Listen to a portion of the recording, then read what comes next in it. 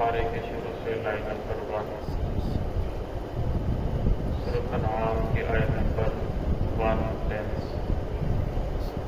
اعوذ باللہ من الشیطان الرجیم،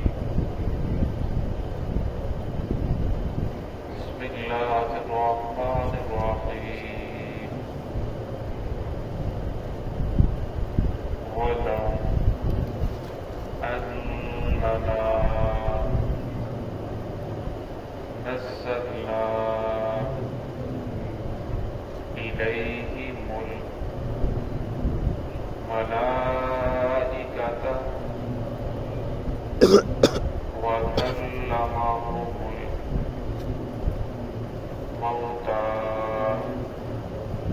وحشرنا عليهم كل شيء قبلا ما كانوا ليؤمنوا إلا أن يشاء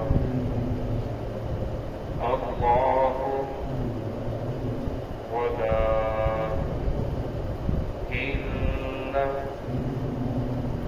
أكثرهم يجهلون وكذلك جعلنا لكل نبي عدوا شياطين الإنس والجن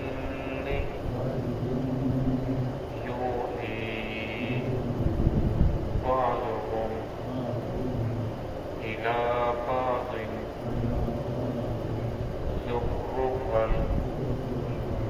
القول غرورا ولو شاء ربك ما فعلوه فذرهم وما يفترون۔ بسم الله الرحمن الرحيم۔ ولو أننا نزلنا إليهم الملائكة وكلمهم الموتى وحشرنا عليهم كل شيء قبلا ما كانوا ليؤمنوا إلا أن يشاء الله ولكن أكثرهم يجهلون وكذلك جعلنا لكل نبي عدوا شياطين الإنس والجن يوحي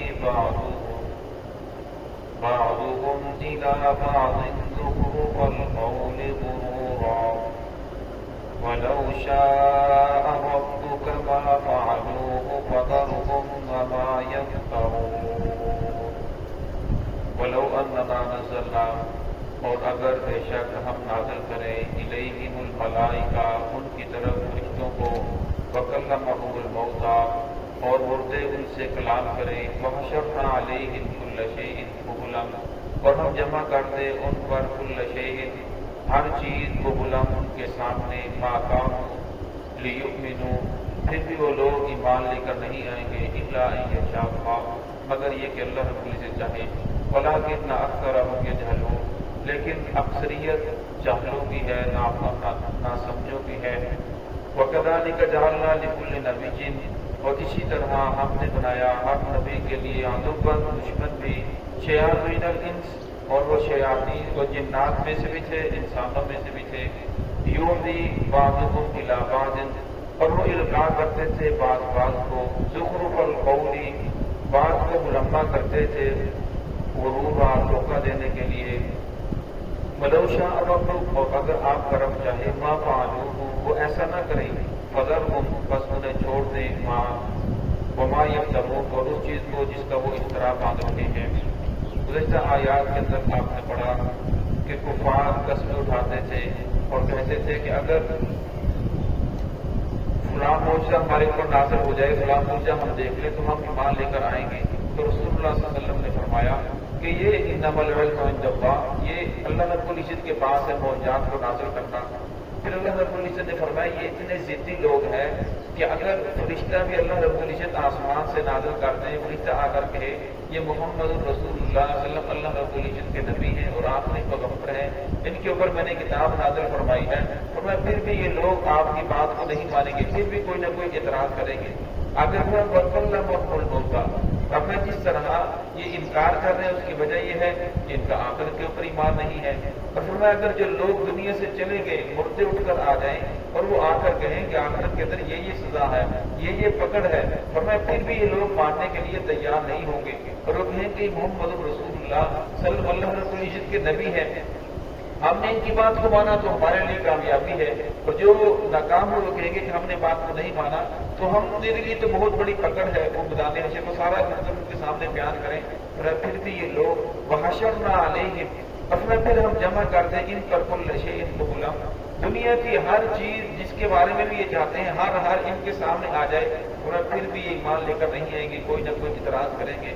वलो मा कानू लियुमिनू इल्ला अयशा अल्लाह, मगर ये कि अल्लाह रब्बुल चाहिए, वरना अगर अल्लाह रब्बुल इज़्ज़त चाहिए तो कोई भी नाफरमानी करने वाला ना हो, अल्लाह रब्बुल इज़्ज़त इनसे नाफरमानी की सिफत ही छीन ले, सारे के सारे फरिश्ते बन जाए। जिस तरह फरिश्ते अगर गुनाह करना भी चाहें तो वो कर नहीं सकते, क्योंकि उनके अंदर गुनाह करने का मादा ही नहीं है, वो सिर्फ नेकी कर सकते हैं। लेकिन इंसानों के अंदर, जिन्नात के अंदर अल्लाह ने ये दोनों सिफत रखी है, नेकी की मादा भी रखा है और बुराई का मादा भी रखा है। फिर अल्लाह रब्बुल इज़्ज़त ने हर चीज को खोल करके बयान कर दिया कि आप जिसका जी चाहे ईमान लेकर आए, जिसका जी चाहे कुफ्र करे। तो फरमाया इनकी जिद्दी होने की यहाँ तक फरमाया कि अबू जहल रसूलुल्लाह सल्लल्लाहु अलैहि वसल्लम की मजलिस के अंदर आया और कहने लगा कि ऐ मोहम्मद, आपको मालूम है मेरे हाथ के अंदर क्या है? सल्लल्लाहु अलैहि वसल्लम ने फरमाया, काफी लोग मजलिस के अंदर बैठे थे, मैं बताऊं ये जो तेरे हाथ के अंदर है वो बताएं। तो फरमाया हाथ के अंदर कंकरियां थी, उन्होंने कलमा पढ़ना शुरू कर दिया, ला इलाहा इल्लल्लाह मुहम्मदुर रसूलुल्लाह। उसने कंकरियों को फेंक दिया, कहने लगा कि तुम भी मोहम्मद की तरफदार हो गए हो और मोहम्मद का जादू तुम्हारे ऊपर भी चल गया। फरमाया इतना कुछ देखने के बावजूद फिर भी लोग जिनके ऊपर अड़े रहे और उन लोगों ने इस्लाम को कबूल नहीं किया। वलाकिन अक्सरहुम यजहलून, अल्लाह विशा फरमाते हैं कि हर दौर के अंदर ही अक्सरियत उन लोगों की रही है जो ना समझ है, अक्सरियत उन लोगों की रही है जो जाहिल है, जो इल्म न रखने वाले हैं, जो अल्लाह रब्बुल इज़्ज़त की ज़ात से आशना नहीं है और नाफरमानी ही करते चले जा रहे हैं। वकज़ालिका जअलना, इस आयत के अंदर रसूलुल्लाह सल्लल्लाहु अलैहि वसल्लम को तसल्ली दी जा रही है। वकज़ालिका जअलना फरमाया इसी तरह हमने बनाया लिकुल्लि नबिय्यिन, हर नबी के लिए आदम दुश्मन भी पैदा किए। जब भी कोई नबी दुनिया के अंदर आया तो फरमाया उसकी मुखालफत करने वाले भी खड़े हो गए। जिस वक्त रसूलुल्लाह सल्लल्लाहु अलैहि वसल्लम के ऊपर पहली वही नाज़िल हुई तो रसूलुल्लाह सल्लल्लाहु अलैहि वसल्लम घर तशरीफ लाए, हज़रत खदीजा रज़ियल्लाहु अन्हा ने फरमाया कि मुझे एक चादर उड़ा दो। फरमाया मुझे यूं महसूस हो रहा है जैसे मेरी जान चली जाएगी। तो आपको लेकर वर्का बिन नौफल जो उनके चचाजाद भाई थे उनके पास ले गई और उनको जाकर ये सारा मुआजरा बताया। उन्होंने पूछा कि वो कैसी शक्ल का था, कैसा कैसे? फरमाया जिब्रील अलैहिस्सलाम की ऐसी शक्ल की वो तशरीफ लाए। मैं ये तो वही फरिश्ता महसूस होता है जो मूसा अलैहिस्सलाम के ऊपर भी आया था। तो फरमाया अल्लाह रब्बुल इज़्ज़त आपको नबूवत अता फरमाएंगे, आप अल्लाह रब्बुल इज़्ज़त के नबी बनेंगे। लेकिन फरमाया काश कि मैं उस वक्त जिंदा होता जब आपकी कौम अपने शहर से आपको निकाल देगी, मैं आपकी मदद करता।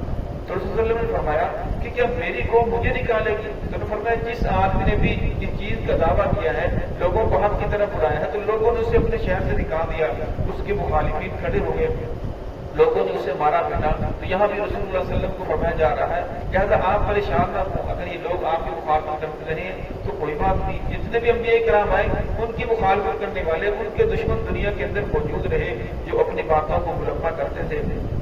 शयातीन वल जिन, फरमाया कि वो जो मुखालिफिन थे, दुश्मन थे, वो इंसानों में से भी थे और जिन्नात में से भी थे। यूही बाज़ुहुम इला बाज़िन ज़ुख़रुफ़ल क़ौलि ग़ुरूरा, फरमाया वो बाज़ को इल्क़ा करते। ज़ुख़रुफ़ल क़ौल, ज़ुख़रुफ़ कहते हैं کہ پیتل یا چاندی کے اوپر سونے کا پانی چڑھا کر اسے سونا ظاہر کیا جائے، تو یہاں ضرورت کا معنی یہ ہوگا کہ حقیقت بات کچھ ہو اور اس کا معنی کچھ اور بیان کیا جائے۔ تو اس طرح فرمایا وہ ایک لوگوں کو دھوکہ دینے کے لیے دل کے اندر بات اور ہوتی، زبان سے اور بات بیان کرتے غرورا، تاکہ وہ دھوکہ دیں۔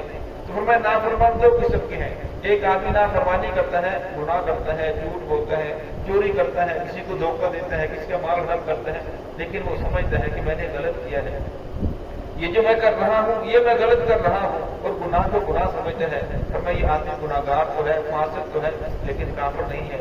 اور میں ایک وہ انسان ہے جو گناہ کرتا ہے، نافرمانی کرتا ہے، پھر محمد رسول اللہ صلی اللہ علیہ وسلم کی مخالفت کے اوپر ڈٹا ہوا ہے، اور پھر یہ کہہ رہا ہے کہ میں جو کہتا ہوں میں اپنی بات کے اندر سچا ہوں۔ اور میں یہ آدمی کفر کر رہا ہے، حتیٰ کہ اسلام چھوڑ کر یہ کفر کے اندر داخل ہو جاتا ہے۔ آج دیکھ لیں کتنے ایسے لوگ ہیں ہمارے زمانے کے اندر بھی جو کہتے ہیں یہ قرآن پاک تو پرانے دور کی باتیں ہیں، آج کے دور کے اندر یہ قابل عمل نہیں ہے۔